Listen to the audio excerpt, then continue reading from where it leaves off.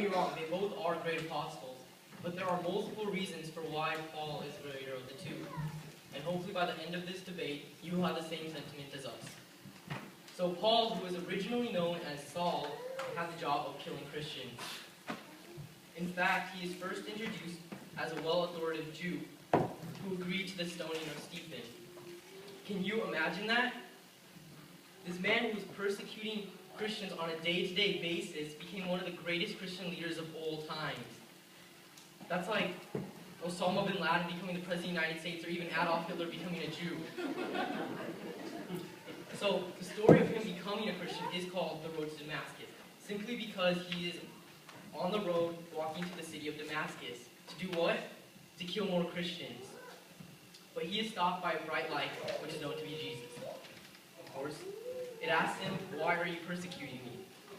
After this encounter, he is blinded for 3 days. But what is he doing during these 3 days? He is fasting, meditating, and praying. His change of heart is almost immediate. After the 3 days, one of the Lord's disciples named Ananias comes to his dwelling to heal his eyes. But when Ananias realizes who Paul is, he is reluctant. Who wouldn't be? This man's killing Christians. Why should he have to help him? But the Lord, seeing this reluctancy in Ananias, gives a wonderful testimony on his behalf. We see it in Acts chapter 9, verse 15 through 16. "Go, for he is the chosen vessel of mine to bear my name before Gentiles, kings, and the children of Israel. For I will show him how much he must suffer for my name's sake." So I have a question for you guys.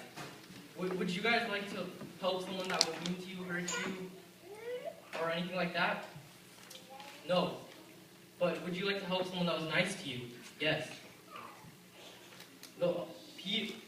Paul is blinded, yet he turns around and listens to the Lord at a moment's notice.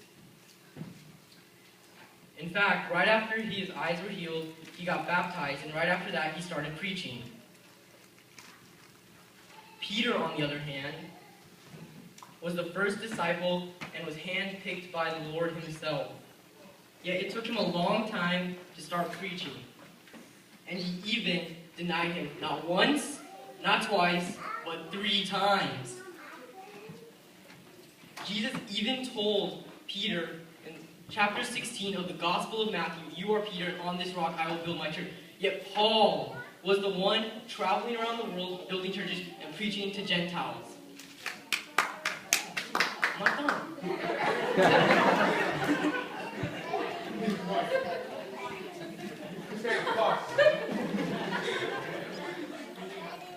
Preaching to Gentiles. So how can anyone in this church argue that Peter is greater than Paul when we all came from Gentile blood? Amen. I want to point out one more thing before I conclude my speech. Most of the time, people dwell on their past failures, therefore they lose sight of their future success. But that doesn't do anyone any good, right? For example, Team Peter over here will regret choosing Peter after this debate, but hopefully they will move on and keep going. So I will give you some advice from Peter's life. We see this in Philippians chapter 13, forgetting what is behind and straining towards what is ahead. This is exactly what Paul did in his life. He did not let the guilt of him killing Christians pull him down. He just kept moving forward. Now that I've pointed out the facts, the decision is yours. As for me and Team Paul, we will choose Paul as the greater of the two. Thank you.